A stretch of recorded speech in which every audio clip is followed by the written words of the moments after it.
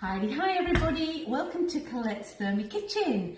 I am not able to come on tomorrow night, Thursday night, so I thought I'd come on tonight and share with you my sweet chili jam recipe. It's a recipe many people have been asking me for, and I will type it and pop it onto my blog tonight. So remember, to get to my blog, you just simply go to colettesthermykitchen.com and you'll find me. Lots of other great recipes there too. So in case you didn't know, I am a Thermomix consultant here in Australia. I have customers in all states and territories, and of course if you're thinking of getting one of these, there's still plenty of time before Christmas. Give me a call, reach out, and we can make it happen. And what fun you're going to have in the kitchen. So let's get started. So this sweet chili jam recipe is a staple in our house. I always have it in the fridge, and it's a beautiful thing to gift. So you can make it and keep it in the pantry for up to a year, and if anyone comes around as a nice little house gift, you can actually let them leave with a lovely jar of this beautiful chili jam. This is a cookie dough recipe? Thank you. No, it's not a cookie dough recipe, it's my own version, and so in order for you to get the recipe printed off, head off to my blog. Okay, now what we're going to do, the very first step is we're going to just get the Thermomix to chop it up. And what I love about the Thermomix in all the preserves and jams that I make is that it does all the work. So it will chop everything up to the right consistency, then it will heat it up and it will stir it. So you don't have to worry about it. It's pretty cool. All right, now for this one, very simple ingredients. What I've got here are some red capsicums and some tomatoes. Now what you want is around 500 grams. Now you can have more tomatoes, more capsicum. I tend to do half and half.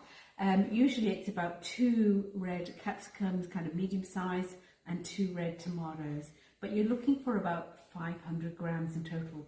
I have used tin tomatoes in the past and it's worked out fine, but I do prefer the fresh. Now, if you wanted, you could actually start off by popping into the Thermomix a couple of cloves of garlic and a little bit of ginger and getting it to chop that up, and then you could add in this. But I prefer not to do that, but it is quite nice when you do. So the first step, into the Thermomix, the 500 grams of capsicums and tomatoes, and we will get the Thermomix to chop these up, and I think 5 seconds at speed 4 should be fine.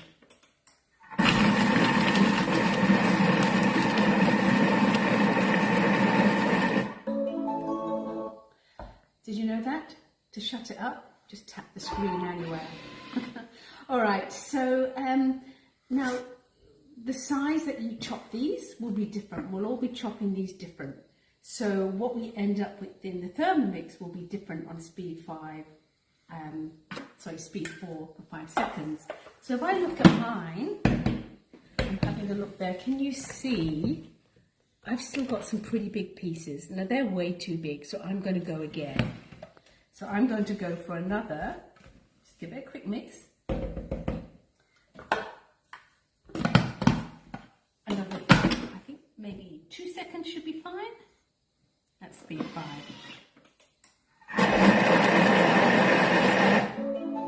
Now I do like a few chunky bits, but it's entirely up to you. You can chop them as small as you want. Yeah, that looks good. Let's have a quick look here. So that's where I'm at. So you can see I haven't really got any major big bits, but it's going to be nice and chunky. And as I said, if you want it chopped finer, just go for another 2 seconds. All right. So now that I've done that, I can add in basically the rest of the ingredients. Super easy recipe. Now I'm going to add in here some raw sugar, and that's going to give it a little bit of that kind of malted taste, which is quite nice. So the raw sugar is going in, and I'm also going to add in some white wine vinegar. All the quantities will be on my recipe card. White wine vinegar's gone in. So if someone's missed this video, where do they pick it up on? On my blog, colettesthermykitchen.com, and I'll put a link up. Once I've actually finished it, I'll put a link up on my Facebook page. and about 50 grams of water is going in there. This is your Thermomix spatula? My Thermomix spatula. We love these. Really good. And then anywhere from 2 to 3, you can put more in. I always do use chili flakes. Of course, you can put fresh chilies in there. Now, what you do want to do is, if you're using fresh chilies, is to make sure you're keeping the seeds in. Now, if you don't like chilies, it's a case of, but you want a little bit of spice because this is quite sweet. And the actual spicy hit of the chilies complements and just tones down the sweetness. So sorry, that cough is still lingering.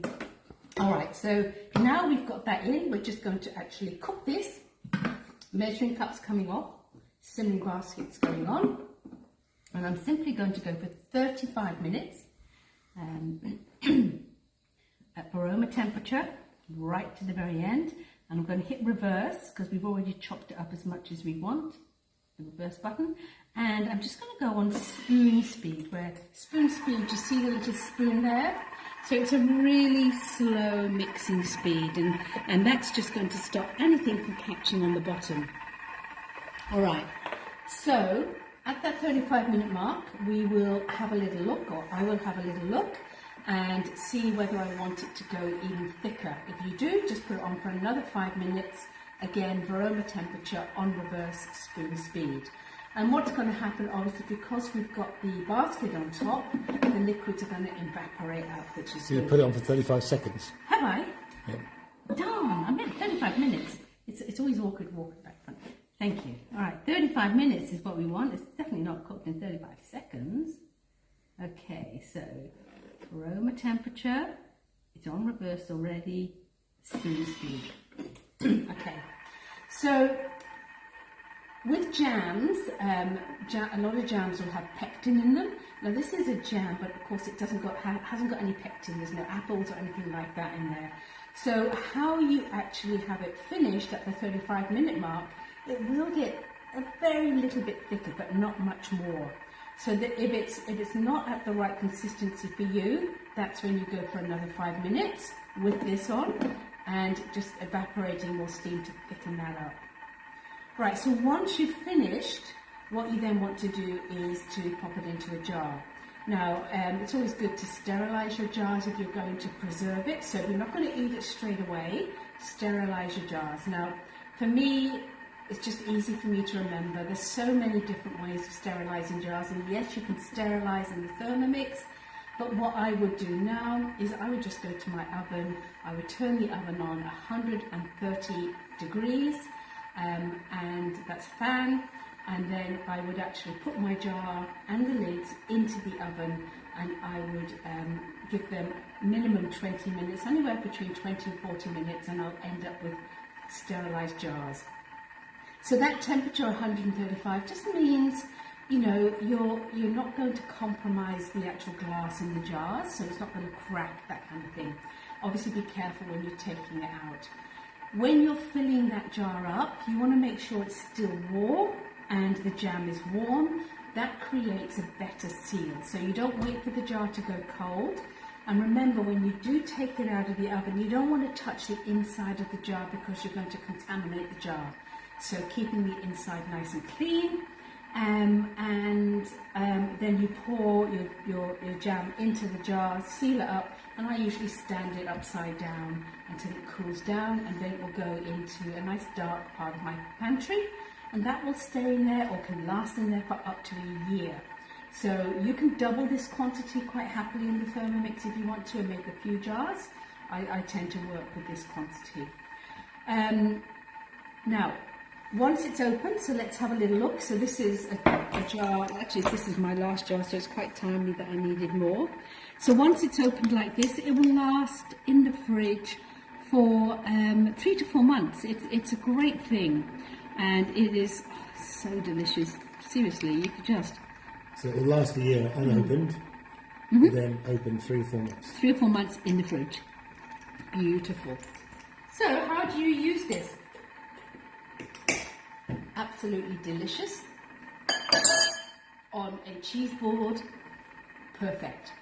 Other ways that I actually use this, it's great on a pizza. You can actually just spread some on the base of a pizza and drizzle it on top. It makes a beautiful salad dressing. If you just add a little bit of olive oil to this and a bit of salt, just beautiful as a kind of tangy, sweet salad dressing.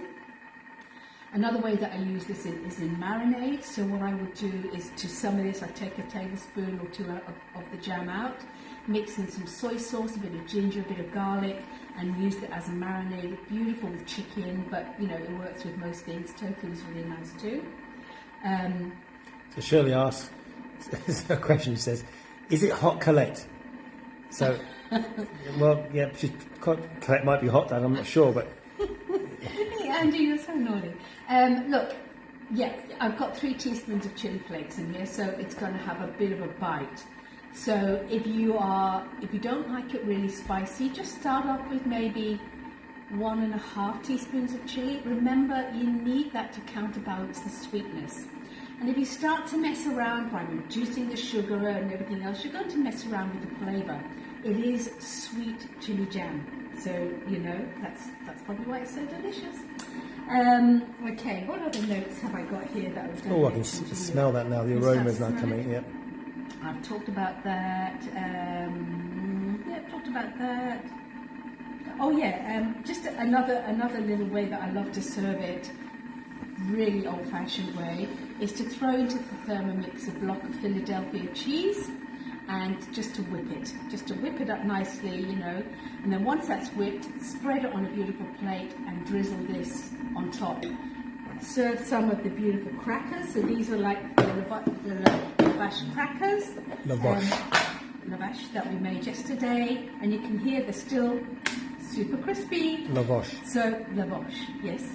And some of these are now in the freezer, and these ones will be fine in here for probably about a week, which will be great.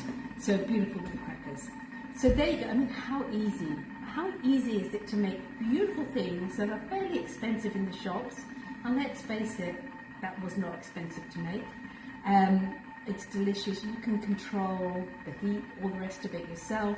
So there's no reason to go ahead and have a jar of this on the table for Christmas. It's delicious. It's also lovely with your sausage rolls and all that kind of stuff too. So that jar you've got, there's a few questions here about, it's got a plastic seal. Is that okay in the oven, 130 degrees? No. So the actual seal, there's only a small amount of it that goes into the actual jar. So you take it off? Yeah, I tend it off, take it off, and I wash it in really, really hot water. You'll get jars with metal seals. They're fine for the oven. You can put these in the oven, but what I find is they do start to dry out, and then the actual rubber starts to kind of disintegrate a little bit. On my blog post, I put a little bit in there on sterilizing, and that will talk you through those aspects as well. So you can have a screw top jar, whatever you prefer. The only problem with screw top jars, I think, I tend not to buy them very often, is the jar, the actual lids themselves. They start to get contaminated. So with your lavash, do you freeze them cooked or uncooked? I freeze them cooked in there, but you need to find a place where they're not going to get broken. So a nice safe place in your freezer for them. And this is not very hygienic, but what I do, I put the lavash into a Ziploc bag. I'll get a little straw, suck out the air and close it up. So you want to try and get rid of as much air as you can. Unfortunately, our beautiful vacuum sealing will probably just crush them, so you don't want to do that. But they'll be happy in the freezer for a good few months. I think that's it. Oh, that does smell good, isn't it? That aroma's coming out now. Yeah, it is good. Good stuff. I think that's it. Have I got everything? Yeah, anyhow, I'll put whatever, any other bits that I can think of that I might not have mentioned, I'll pop into my blog post for you. So remember to get to my blog. It's colettethermikitchen.com, and you'll find it there. But I will put a link up once I finish posting this tonight. Any other questions, Andrew? No. Oh, good. Excellent. Fabulous. My name's Colette McTrigger. If you want one of these, make contact. If not, and you've got one already, enjoy making this chili jam to have with your lavash and for so many other uses. Good Christmas. Bye for now.